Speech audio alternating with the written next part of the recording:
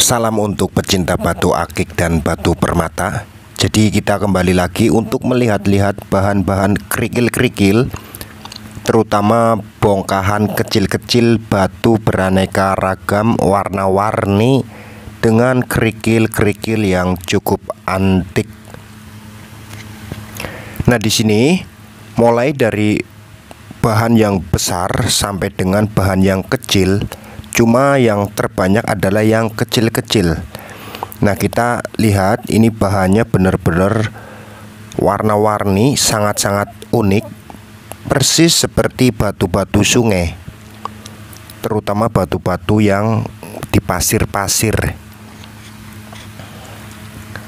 Di sini juga ada gelang, ada juga tasbih, dan yang paling banyak tentu bahan bongkahan, karena memang di sini khusus pasar bahan batu akik. Mirip seperti batu-batu di tempat kalian waktu masih booming-boomingnya dulu. Ini batu-batu seperti ini banyak sekali. Batu warna-warni beraneka ragam. Dan kalau di sini sepertinya tidak ada musim ramai ataupun musim sepi. Jadi di sini tetap stabil. Cuma kalau di sini memang kebanyakan giok semua, teman-teman. Kalau dari jauh sekilas ini seperti batu-batu akik, seperti batu pancawarna ataupun batu kelawing. Itu kalau dari kejauhan seperti batu anggur, batu cempaka, batu raffles. Pokoknya seperti Indonesia banget gitu. Nah, tapi setelah kita deketin, setelah diselidiki oleh teman kita yang berada di Hong Kong ini, ternyata ini adalah giok semua. Giok dengan model warna-warni. Jadi kalian taunya mungkin giok identik dengan warna hijau, tapi ternyata giok itu ada di semua warna.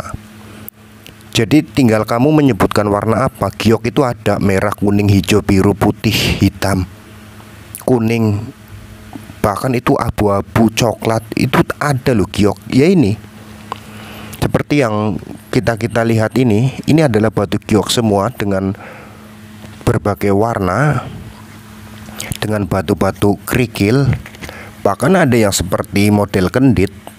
Nah, ini giok hitam model kendit. Ya seperti batu kali kalau diperhatikan. Nah, kalau pengen jernih, gunakan resolusi 360, resolusi 480 ataupun 720 biar videonya bening, biar videonya terlihat jelas, karena ini posisinya kamera berdiri. Nah, di sini kita juga melihat-lihat ini adalah giok dari Asia Tengah, teman-teman. Asia Tengah, tahu ya, Asia Tengah. Jadi yang belakangnya stan-stan itu Uzbekistan, Kyrgyzstan, Turkmenistan, Kazakhstan. Ya itu yang stan-stan. Ini yang jualan juga kebanyakan orang-orang bule. Wajahnya ini wajah-wajah bule, tapi bulenya itu bukan bule-bule Eropa. Jadi kalau kalian bisa membedakan wajah seseorang antara bule Eropa ataupun yang Asia Tengah, itu kelihatan perbedaannya sangat menonjol.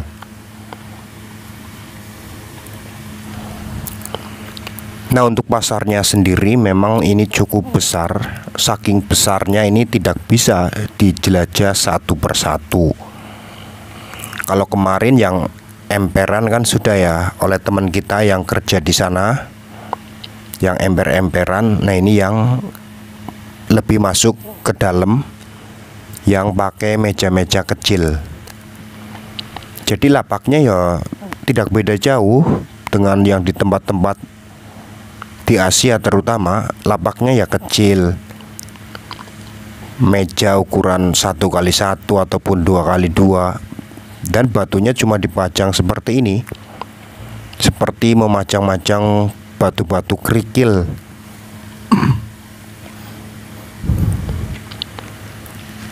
Nah, kita untuk melihat review satu-satu giok kuning seperti ini dengan harga 100.000. Jadi untuk harga juga sebenarnya tidak ada patokan di sini. Suka sama-sama suka aja.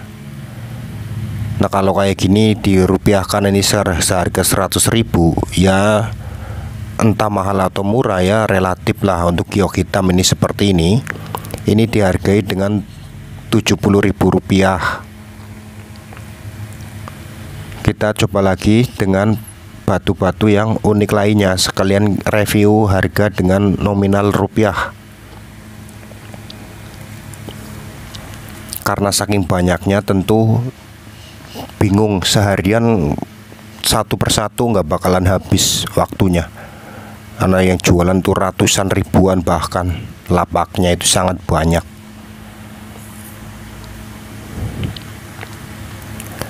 Nah, itu gilangnya juga gelang kerikil. Kalian lihat itu ada gelang kerikil, itu dari batu giok yang langsung dilobangin. Nah, untuk harga yang ini tadi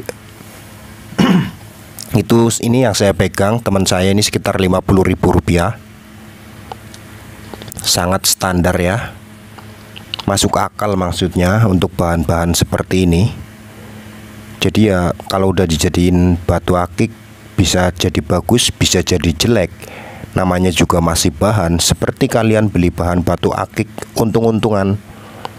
Kalau yang bagus dapat murah bagus, kalau yang apes ya mahal tapi jelek, kayak gitu aja.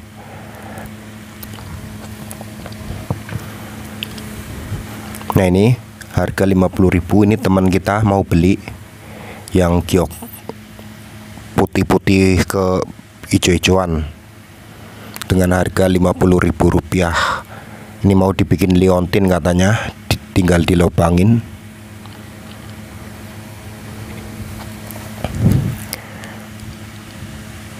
Nah, kemudian di lapak lain juga tidak kalah bagusnya batu model-modelnya. Serius, ini kalau yang nggak tahu ini bener-bener dikira batu-batu pancawarna ini. Ya maksudnya keluarga batu pancawarna, batu kelawing, keluarga batu kalsedon intinya.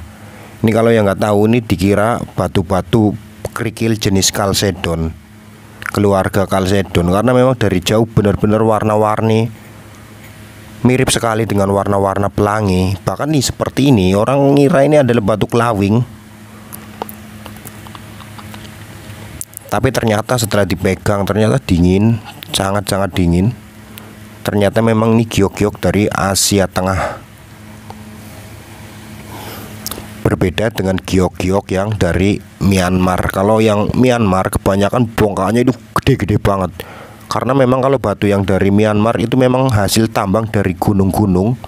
Jadi batunya besar-besar seperti batu-batu bangunan itu yang buat bangun rumah. Tapi kalau yang dari Asia Tengah ini batunya cenderung kecil-kecil seperti batu kerikil. Karena memang yang di Asia Tengah ini pemburuan ataupun tambang gioknya itu memang di aliran sungai, seperti orang sedang mencari batu kerikil. Jadi di aliran sungai yang sedang mengalir. Jadi memang gioknya identik kecil-kecil seperti batu kerikil. Ini untuk yang Asia Tengah. Sama juga dengan Mongolia. Kalau yang di Mongolia itu juga ada dua versi, yang kecil-kecil seperti ini, kemudian sama yang besar-besar seperti yang giok Burma yang di Myanmar. Kalau di Mongolian yang gurun, itu di Mongolian ada gurun penggalian batu giok, itu batunya besar-besar sekali yang di Mongolia. Kemudian yang di aliran sungai yang di Mongolia batunya juga kecil-kecil seperti yang ada di video. Jadi besar ataupun kecilnya itu tergantung tempatnya. Nah, coba kita lihat-lihat lagi. Jadi lihatnya cukup pelan-pelan saja. Nah, ini seperti batu apa itu? Kuning-kuning seperti itu, coklat malah.